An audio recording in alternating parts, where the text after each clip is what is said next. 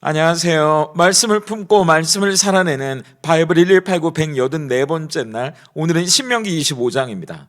신명기는 이제 앞으로 모세 없이 가나안에 들어가게 될 출애굽 2세대들에게 전하는 모세의 세 편의 설교를 모은 책이라고 말씀드렸는데요. 5장부터 내일 26장까지가 모세의 두 번째 설교에 해당합니다. 그래서 이 두 번째 설교는 5장의 십계명, 그리고 6장의 쉐마, 하나님을 마음과 뜻과 힘을 다해 사랑하라는 말씀을 시작으로 이제 앞으로 이들이 가나안 땅에 들어가서 지켜야 할 구체적인 규례들을 이야기하고 있는 중입니다. 특히 12장부터 내일 26장까지는 이스라엘이 가나안 땅에서 거룩한 하나님의 백성으로 살아가기 위한 구체적인 삶의 지침들이 이어지는데요. 하나님은 아무런 관련 없어 보이는 이 일상의 작은 디테일들 속에 하나님의 나라라는 커다란 스케일을 숨겨 놓으시는 거죠. 그래서 25장에서는 이스라엘 백성들이 살아가면서 마주하게 되는 일상에서 죄인들을 어떻게 처벌할지, 그리고 일하는 소의 입에 망을 씌우지 않아야 할 이유는 뭔지, 형제가 죽었을 때 어떻게 대를 이어가야 하는지를 통해 하나님의 긍휼이라는 스케일을 보여주시는 거고요. 싸움에도 지켜야 할 선이 있다는 거나 공정한 저울을 사용해야 하는 이유, 그리고 아말렉 족속의 죄를 잊지 말아야 하는 이유를 통해 하나님 나라의 공의라는 스케일을 보여주십니다. 그래서 먼저 1절부터 10절까지는 이제 가나안에 세워지게 될 하나님의 공동체가 긍휼에 기반해야 한다는 걸 세 가지 규례를 통해 보여주시는데요. 첫째, 죄인을 처벌하는 규례입니다. 재판장은 철저하게 공의의 기준에 따라서 의인은 의롭다고 하고 악한 사람은 심판해야 하는데, 아무리 악한 사람이라도 매를 맞는 태형은 40대까지만 때리라고 이야기합니다. 그리고 그 이상은 때리지 못하게 하세요. 3절을 볼까요? 40까지는 때리려니와 그것을 넘기지는 못할지니 만일 그것을 넘겨 매를 지나치게 때리면 내가 내 형제를 경히 여기는 것이 될까 하노라. 하나님의 나라는 공의를 실현하는 거지 인간 자체를 파괴하는 게 목적이 아니라는 겁니다. 그런데 우리는 가끔 정의라는 이름으로 누군가를 영원히 매장시키려고 드는 걸 보게 될 때가 있어요. 심지어 교회 안에서조차 말이죠. 아닙니다. 하나님의 나라는 물론 정당한 처벌을 통해 공의를 세워가야 하지만 그 안에서도 결코 포기할 수 없는 한 사람의 존엄성을 지켜주시는 나라예요. 그래서 교회 안에서도 우리가 누군가의 잘못을 지적하거나 권증을 행할 때 그 사람을 경멸받아 마땅할 존재로 낙인 찍는 게 목표가 아니고요, 그를 회복시키는 게 목표라는 걸 잊지 말아야 하는 겁니다. 둘째는 일하는 소에게 망을 씌우면 안 된다는 규례인데요. 4절을 보세요. 곡식 떠는 소에게 망을 씌우지 말지니라. 땀 흘려 일하는 소가 바로 곁에 있는 곡식을 먹지 못하도록 입을 막는 건 잔인한 일이랍니다. 아무리 말을 못하는 짐승이라고 해도 노동의 대가를 지불하지 않는 착취라고 이야기하시는 거예요. 하나님은 일하는 소의 작은 수고조차 외면하지 않는 분이시고요, 그 몫을 챙겨주시는 분이라는 걸 우린 잊지 말아야 합니다. 하물며 하나님은 당신의 형상대로 지음받은 자녀들의 수고와 헌신을 외면하시는 무정한 분이 아니시고요, 그렇기 때문에 우리도 누군가에게 인색하게 구는 사람들이 아니라 정당한 보상을 아끼지 않고 해줘야 되는 겁니다. 그리고 셋째는 내 형이나 동생이 아들 없이 죽었을 때 살아있는 형제가 죽은 형제의 아내와 결혼해서 아들을 낳아줘야 한다는 계대 결혼에 관한 규례예요. 5절을 보세요. 형제들이 함께 사는데 그중 하나가 죽고 아들이 없거든 그 죽은 자의 아내는 나가서 타인에게 시집가지 말 것이요 그의 남편의 형제가 그에게로 들어가서 그를 맞이하여 아내로 삼아 그의 남편의 형제된 의무를 그에게 다 행할 것이요. 현대인의 관점으로 보면 이해가 안 되는 규례입니다. 근데 수천 년 전에는 죽은 형제의 이름이 끊어지지 않도록 가문을 지켜가는 책임 있는 일이었고요, 동시에 졸지에 남편을 잃은 이 과부의 생계를 보호해줄 책임을 형제가 떠안는 규정이기도 했습니다. 그래서 이 의무를 거절하는 사람은 공개적인 수치를 당하게 되는 거죠. 하나님이 다스리는 공동체가 긍휼 위에 서 있다는 걸 보여주는 이 세 가지 규례는 사실 우리가 먼저 이 긍휼의 대상이었다는 걸 보여줍니다. 우리부터가 죄에 대한 매를 다 맞았다면 살아있을 수 없는 죄인들 아닙니까? 그런데 예수님이 우리 대신 죄를 맞으셨잖아요. 우리의 수고와 노력보다 더 큰 칭찬과 보상을 안겨준 분이 하나님이셨습니다. 그리고 대가 끊어질 우리를 위해 예수님이 십자가에 죽으셔서 이 세상의 대정도가 아니라 하나님 나라의 호적에 우리를 올려주셨다는 것, 그래서 우리가 그 긍휼로 하나님 나라 백성이 되었다는 걸 우리는 잊지 말아야 하는 겁니다. 그리고 이어지는 11절부터 19절까지는 가나안에 세워질 이 하나님의 공동체가 또한 공의롭고 거룩해야 한다는 걸 또 세 가지 규례를 통해 보여주세요. 그래서 첫째, 싸움에도 선이 있다는 걸 보여주는 규례입니다. 11절과 12절을 보세요.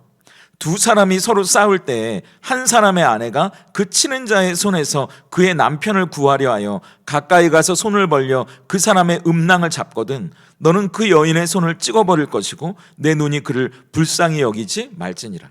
좀 낯뜨거운 장면인데요. 두 남자가 싸우고 있을 때 한 남자의 아내가 자기 남편을 돕겠다고 상대편 남자의 급소, 그러니까 그 남자의 성기를 잡거나 공격하는 행위는 절대 용서할 수 없다고 말씀하십니다.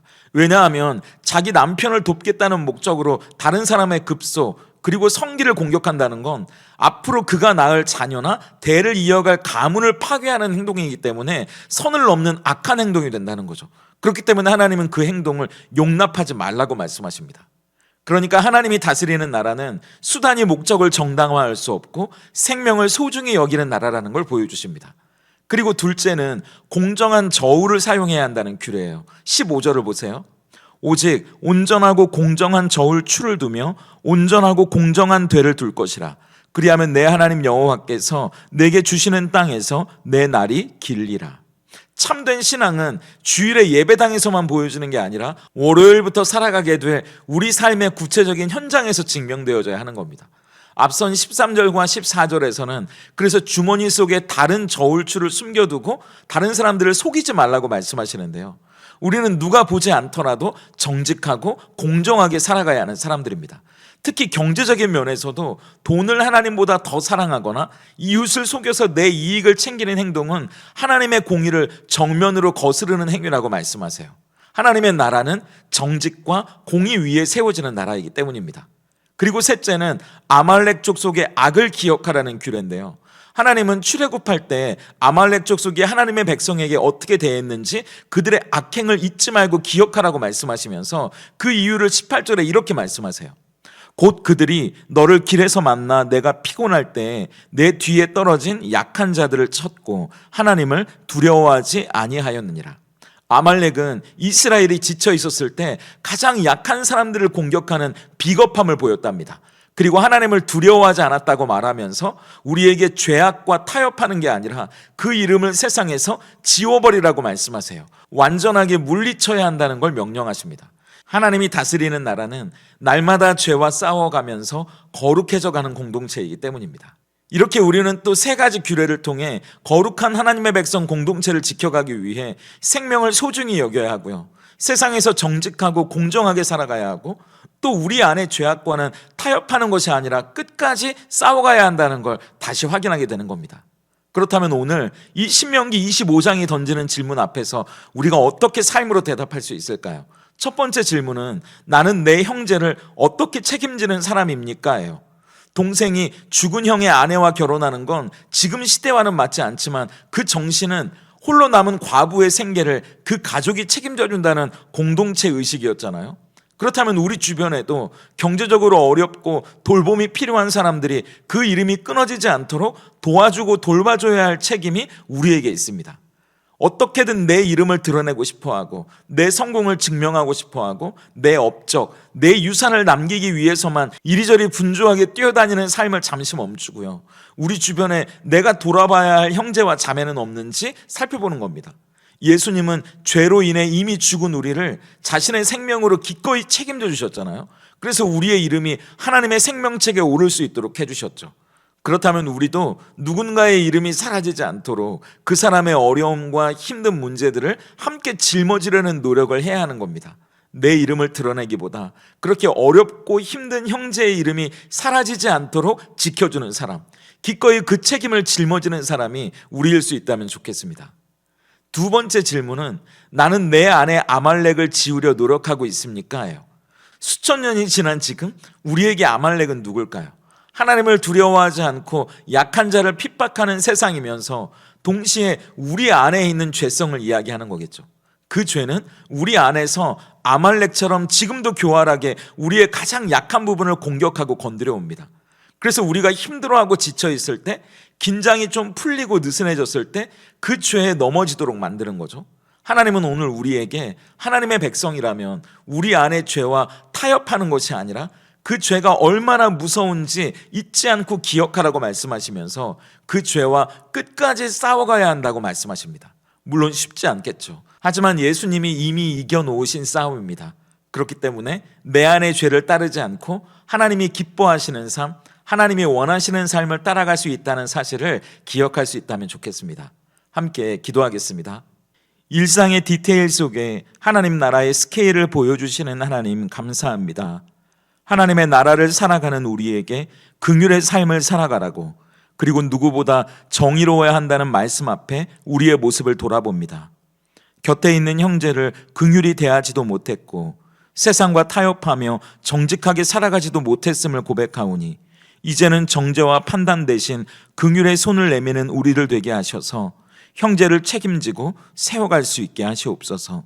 동시에 하나님의 백성답게 속이는 저울 대신 정직한 삶 살아가게 하시고 우리 안의 죄악은 그 모양이라도 버리게 하셔서 우리 안에 남아있는 아말렉과 날마다 싸워갈 용기도 주시옵소서. 그리하여 우리의 일상이 하나님의 공의와 긍휼을 담아내는 복음의 통로가 되게 하셔서 세상에서 우리를 통해 하나님의 영광을 드러내게 하시옵소서. 예수님의 이름으로 기도드립니다. 아멘.